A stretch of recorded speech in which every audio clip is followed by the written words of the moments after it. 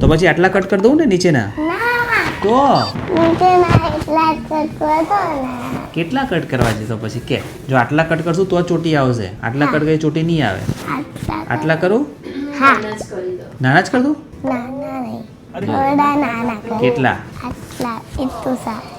જો એક છે આટલા, યસ ઓર નો? યસ આટલા કાપી નાખું બધા?